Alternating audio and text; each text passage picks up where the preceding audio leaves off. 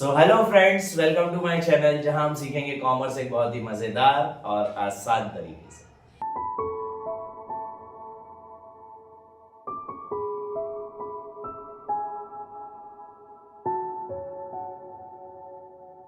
ये इस पूरे चैप्टर की हमारा जो हम एग्रीगेट डिमांड एग्रीगेट सप्लाई वाला चैप्टर लेकर चल रहे हैं, इस पूरे चैप्टर की आखिरी वीडियो है। इस पूरी वीडियो में जो छोटे छोटे टॉपिक्स बचे हुए हैं इस पूरे चैप्टर के, वो मैं कवर कराऊंगा। ठीक है, हमने बहुत सारी टॉपिक्स कवर भी कर चुके हैं। तो अब देखते हैं अब और क्या क्या बचा है और इस चैप्टर को खत्म करते हैं। तो चलिए शुरू करें। सबसे पहला टॉपिक जो हमें इस चैप्टर में पढ़ना है, it is ex ante saving, ex ante investment, ex post saving और ex post investment। ये है क्या? Ex ante saving, ex post saving, ex ante investment, ex post investment, क्या है सर? ये कई लोग इसको अंटे बोल देते हैं, कई लोग एंशे बोल देते हैं, डजंट मैटर। ठीक है, बात करें एक्स एंशे सेविंग और एक्स एंशे इन्वेस्टमेंट की, तो ex ante saving is a total saving saved by household. चार सेक्टर पढ़े, उसमें से वो सारी पैसा जो कि सिर्फ हाउसहोल्ड सेव कर रहा है उसको हम बोलते हैं एक्स एंशे सेविंग। ठीक है, और वो सारा पैसा जो कि एक फर्म इन्वेस्ट करना चाह रही है उसको हम बोलते हैं एक्स एंशे इन्वेस्टमेंट। क्लियर है? तो एक्स एंशे सेविंग क्या हुई sir? Ex ante saving is a saving which is done by household in a fiscal year. एक फिस्कल ईयर में या एक फाइनेंशियल ईयर में वो सारा पैसा जो कि एक हाउसहोल्ड ने सेव कर रखा है उसको हम बोलते हैं एक्स एंशे सेविंग। और वो सारा पैसा जो कि एक फर्म ने एक फिस्कल ईयर में इन्वेस्ट कर दिया है अपनी कंपनी में उसको हम बोलेंगे एक्स एंशे इन्वेस्टमेंट। फिर सर ये एक्सपोस्ट सेविंग और एक्सपोस्ट इन्वेस्टमेंट ये अलग टॉपिक है भैया। ठीक है, ये एक अलग पूरा कॉन्सेप्ट है, ये एक पूरा अलग कॉन्सेप्ट है। एक्सपोस्ट सेविंग की बात करें तो it is a sum total of actual saving. ये क्या होता है? सम टोटल होता है एक्चुअल सेविंग का। एक्चुअल सेविंग मतलब प्लान्ड और अनप्लान्ड दोनों प्रकार की सेविंग जब आप प्लस ऐड करोगे that is known as actual saving. तो actual saving, total actual saving of the year is known as ex post saving. और टोटल प्लान्ड और unplanned investment by a firm, ठीक है, जब आप उसको टोटल करोगे तो वो कहलाएगा एक्सपोज्ड इन्वेस्टमेंट। सब थोड़ा सा कंफ्यूजन हो गया, ये क्या पढ़ा दिया आपने? बेसिकली सिंपल शब्दों में अगर समझो आप तो एक्स एंशे की जब आप बात करोगे तो एंशे मतलब सर सेविंग कौन करता है? हाउसहोल्ड करता है। तो हाउसहोल्ड की नॉर्मल सेविंग उसको बोलेंगे एक्स एंशे सेविंग, और फर्म की नॉर्मल इन्वेस्टमेंट उसको हम बोलेंगे एक्स एंशे इन्वेस्टमेंट। ठीक, और एक्सपोज्ड सेविंग और एक्सपोज्ड इन्वेस्टमेंट सर ये अलग टॉपिक था, ये इसमें ऐड नहीं था, ये अलग से एक टॉपिक था। एक्सपोज्ड सेविंग की बात करें तो एक्सपोज्ड सेविंग मतलब एक्चुअल सेविंग जो कि हाउसहोल्ड ने कर रखी है साल भर में, एक फिस्कल ईयर में। एक्चुअल सेविंग का मतलब क्या होता है सर? प्लान्ड और अनप्लान्ड दोनों प्रकार की saving is known as actual saving. ऐसे ही एक्सपोज्ड इन्वेस्टमेंट, प्लान्ड और अनप्लान्ड दोनों प्रकार का इन्वेस्टमेंट जो एक फर्म ने कर रखा है एक साल में, it is known as exposed investment. ठीक है, होपफुली आपको ये समझ आया होगा, छोटा सा टॉपिक है। अब बात करते हैं इसके आगे वाले टॉपिक पे, विच इज इक्वेशंस या फिर फॉर्मूले। सर फॉर्मूले कितने हैं इस चैप्टर में? तो ज्यादा नहीं है, छोटे मोटे थोड़े बहुत ही फॉर्मूले मैं एक बार में पूरे समझा दूंगा कैसे कैसे याद करना। सबसे पहले बात करें इक्वेशंस की, तो हमारे पास दो इक्वेशन है। कौन कौन सी? सबसे पहली है कंजप्शन फंक्शन, कंजप्शन फंक्शन, और दूसरी है सेविंग फंक्शन, सेविंग फंक्शन। ठीक, कंजप्शन फंक्शन की बात करें तो कंजप्शन फंक्शन या कंजप्शन कैसे निकलता है सर? कंजप्शन निकलेगा ऑटोनॉमस कंजप्शन, ये सी बार क्या है? Autonomous consumption. ठीक है, autonomous consumption plus B Y, ये वाई क्या है?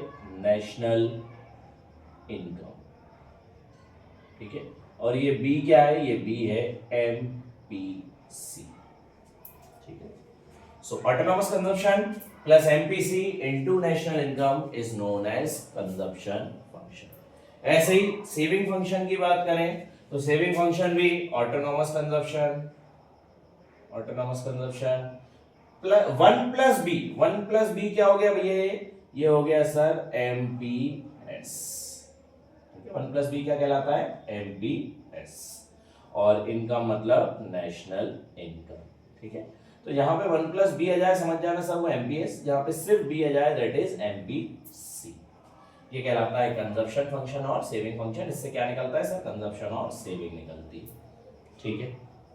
फिर आते हैं कि सर आपने APC, MPC, APS, MPS पढ़ाए थे, वो कैसे कैसे निकलते हैं। तो अपन ने सबसे पहले पढ़ा था क्या, कंजम्पशन, ठीक है। तो हमने सबसे पहले पढ़ा था कंजम्पशन का फॉर्मूला क्या होता है sir, it is C/Y, consumption मतलब C/Y।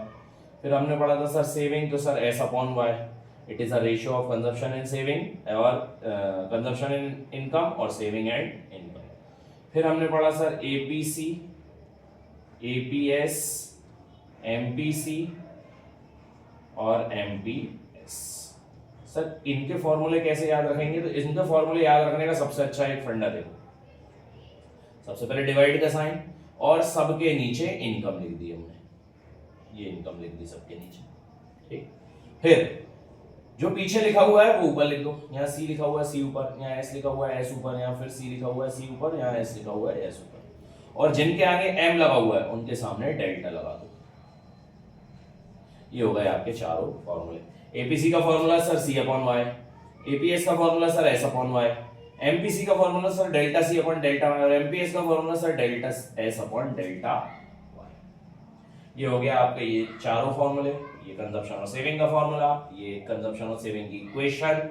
ये था आपका पूरा टॉपिक, किससे रिलेटेड, फॉर्मूले से रिलेटेड। इन्हीं फॉर्मूलेस पे बेस्ड क्वेश्चन आते हैं इस चैप्टर से, इससे ऊपर कुछ नहीं जाते। एक और फॉर्मूला है कि MPS is equals to 1 - MPC, या फिर APS is equals to sir 1 - APC।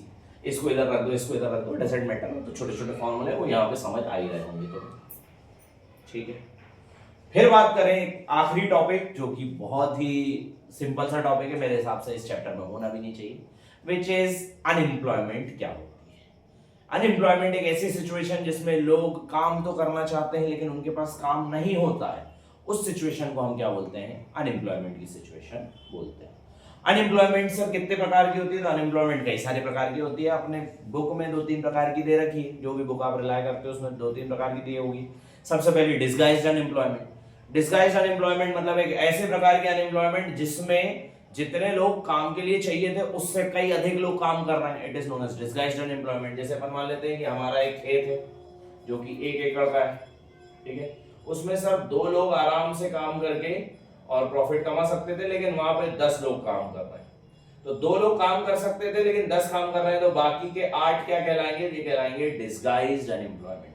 जितने लोगों की जरूरत है उससे ज्यादा लोग अगर काम कर रहे हैं, इसको बोलते हैं डिस्गाइज्ड अनएम्प्लॉयमेंट। फिर आते हैं डिस्गाइज्ड अनएम्प्लॉयमेंट के बाद वॉलंटरी अनएम्प्लॉयमेंट। वॉलंटरी अनएम्प्लॉयमेंट मतलब एक ऐसी सिचुएशन जिसमें लोग स्व इच्छा अनुसार अनएम्प्लॉयड है।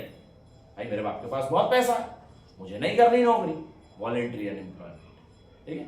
मुकेश अंबानी का बेटा है, क्या वो कहीं पर नौकरी करने जाएगा? नहीं जाएगा। क्यों? वॉलंटरी अनएम्प्लॉयमेंट, नहीं करना मुझे नौकरी, नहीं कमाना मुझे पैसा, मेरे पिताजी के पास बहुत पैसा, मेरे पिताजी के पास बहुत जमीन है, नहीं करनी, वॉलंटरी।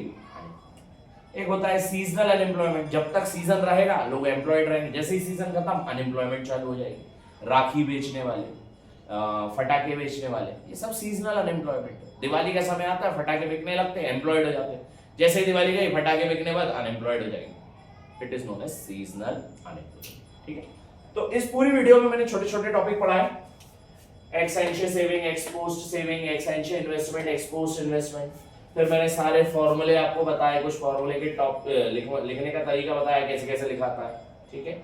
उसके अलावा मैंने इक्वेशंस बताई दोनों, कौन कौन सी चीजें इसमें आती हैं, ठीक है। और फिर अपन ने देखा कि एम्प्लॉयमेंट कितने प्रकार की होती है, ठीक है। यहाँ पर इस पूरे चैप्टर को अपन समाप्त करते हैं, लगभग 5 या 4 वीडियोस में ये चैप्टर खत्म हो गया होगा, ठीक है। जल्दी जल्दी पढ़ाया है मैंने पूरा चैप्टर, क्योंकि बोर्ड्स आने वाले हैं, बोर्ड्स के लिए मोस्ट इंपॉर्टेंट चैप्टरों में से एक है ये। इसके बाद में और भी कई सारी वीडियोस लेकर आऊंगा, बने रहना मेरे साथ। Thank you so much and please subscribe.